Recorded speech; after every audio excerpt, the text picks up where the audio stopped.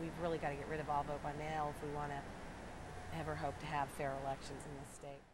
The news media would not pick up on the fact that we had an attorney general candidate filing an election integrity lawsuit against the Secretary of State, who's in charge of the elections, and the lawyers that were tasked to defend the lawsuit on behalf of the Secretary of State, who was refusing to follow state law, were from the Justice Department, headed up by James's Attorney General candidate, the interim Attorney General, I guess she's now the elected Attorney General, Ellen Rosenblum.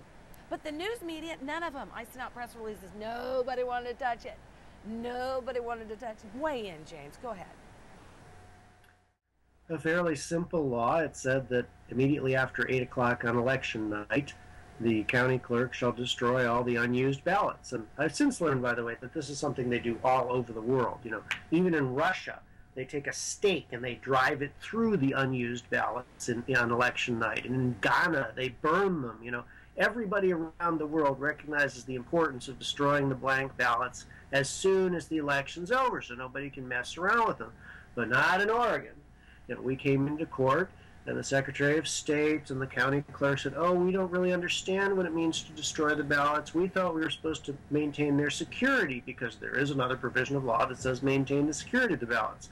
And they're unable to read the law together to say you maintain the security of them until after the election, and then you burn them up. And the judge was, oh, we can't figure out what this law means either. And so the Secretary of State can just do whatever she wants to, because that's the way law works nowadays. And so the ballots are still sitting there now, a week after the election. We asked for a public records request that you drafted to try to hold them accountable. I did this on the Wednesday before the election. The Wednesday before the election. It's been over 2 weeks, and they have not responded. And the law clearly states for public records requests that it's as soon as practicable, not without unreasonable delay. Well, this is a hugely unreasonable delay. There's no reason. They wouldn't tell me. They wouldn't tell me how many ballots they had printed. They wouldn't tell me any of these things. They wouldn't tell me when they were going to destroy these unused ballots. Now that they got the go-ahead from that. I think she's crooked judge that said, or I don't know what we should do with the unused ballots. So we don't know when they're going to destroy these unused ballots, if they're going to keep them around till they make sure they've got enough ballots to make sure that the count comes out exactly the way the machine, the tally machine told them to. It was going to go out on election night, and the count changes for days, for weeks. It's probably changed again today, all the way through. It does this every election. You guys need to be afraid, really afraid, because I know it's convenient to mail in your ballot, but what does it matter if it's convenient for you to mail in your ballot if your vote doesn't count because they manufacture off-site a whole bunch of ballots to cancel your ballot out? Does it, I mean, really? This is ridiculous. People in the rest of the country think it's nuts that we don't have any polling places to go to. It's just nuts. And every time I bring it up and I say, James, you know I've said it, we need to do a ballot initiative saying, do we want to continue doing vote by mail? And everybody says, oh no, Oregonians love their vote by mail. Do you love your vote by mail? I also saw illegal ballot boxes, drop boxes, and you need to be very wary of those. I've got a picture of them, but this is a ballot box found that was placed in the mail room at Lewis and Clark College. And as you can see on it, it says ballot box for Multnomah County only. It doesn't say unofficial drop box. It doesn't say official drop box, which is am I correct, James, in assuming this is the law? It has to either say, has to have the word official in it somehow. It either has to be unofficial or official, right? If the unofficial ones have to say so. The wing and a prayer, you put it in one of these drop boxes. The states that have gone all vote by mail, James, ever since they've went all vote by mail, which is the cancer has spread from Washington to Washington State to California, they did not send any Tea Party candidate in 2010, like the rest of the country. Also, the people that are voting that shouldn't be voting. If you're not an American citizen and you haven't learned the English language, because in order to become a naturalized American citizen, you have to pass an English test, and that's the only way you're supposed to be allowed to vote. So if somebody told you you can vote because you came over here illegally, or perhaps you came over here under a legal sense, you're a legal resident, and you can work here and you can live here, but you never went through naturalization, then you don't how to speak English well enough to fill out a ballot, then you're not supposed to be voting. The idea that they are printing ballots in Spanish and in other languages is ridiculous, because you have to master English in order to be a citizen, and you're supposed to be a citizen in order to vote. Am I wrong? I feel like I'm living in an alternative universe here. What do you think, James? I think that that's one of the problems that we have, is that people are just getting bussed into these places. There's some wonderful videos taken up in Minnesota of these busloads full of these Somali refugees. They're all dressed in native garb. They can't speak a word of English. The whole busload of them arrives at a polling place with some Somali interpreter. The poll watchers, if there are any, can't figure out what's going on because they don't know Somali, and all these people vote. And it's sickening, because this is the same thing that happened in 2008. There were widespread reports of fraud of various types, and essentially none of it was ever prosecuted, because we have an entire generation of prosecutors, especially the prosecutors in the urban areas where it's occurring, who are deaf, dumb, and blind when it comes to vote fraud. LisaMichaels.org. Here is, I broke down, I went down to all the states.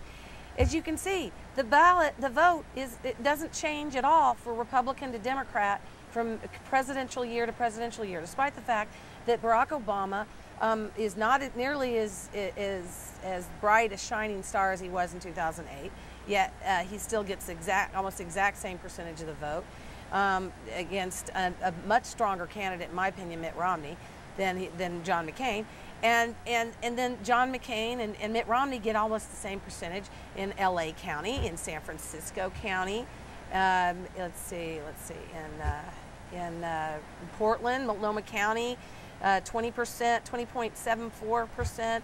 They prove that year after year, you see the same numbers. And it's not just presidential race. You go in all the races in these, what I call corrupt counties, where they manufacture ballots. And I'm not saying anybody at the county is corrupt. I know these people, they're not corrupt at all. There's somebody off-site manufacturing these things. The problem, don't you think, begins with the registration fraud?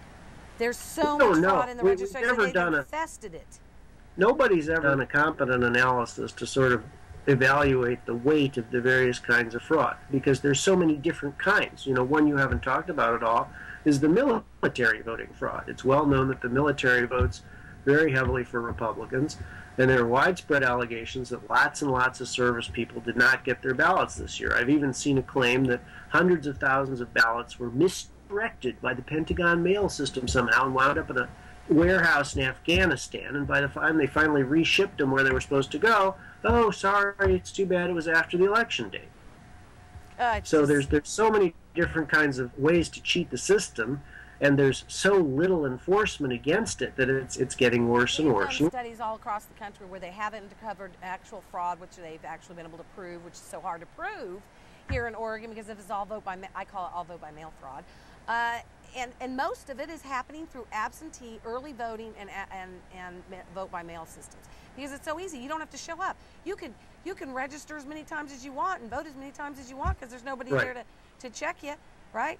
And we will never have a decent system unless people have to show up, show their ID, and vote. Right now people show up, they have no ID, and maybe they have it's ridiculous. You can't do any other kind of transaction like this, and people who come, the UN observers who came to observe our elections, they were all shocked. I mean, that they were just astounded that we would have any trust in this system, because they know better. Oh, I know. I read an article from Pravda, and they're laughing at us. They're totally laughing at us. He sold the election for Mitt Romney. That's my opinion. He did. I mean, it's another oddity is these states that went red for Romney went big red for Romney. The states that went for Obama barely went for Obama, and they just happened to be the swing states, the biggest states. Video, James, and this really is a wonderfully produced video. Have you gotten to see this one from Santa Barbara, from Isla Vista? 101% of the registered voters in I registered, and there were people registering people to vote, and I was interested, so I went over and registered. And they gave me a card and a pen, filled out the card and signed my name, and I handed it back to them. And they took my card, and then later I found out that some guy I had never met had completely recopied my card, signed my name pretending to be me, and turned in the fraudulent card to the elections office. And I'm just really concerned because this guy took my social security number and he could just open accounts in my name, and he stole my identity. For generations, we have been reminded of the importance of voting and the privilege it brings. We have been reminded that each and every vote makes a difference and that every vote counts. But what if that vote counts more than once? What if someone stole your vote and cast it the way they wanted to affect the outcome of the election? What if your vote didn't count at all?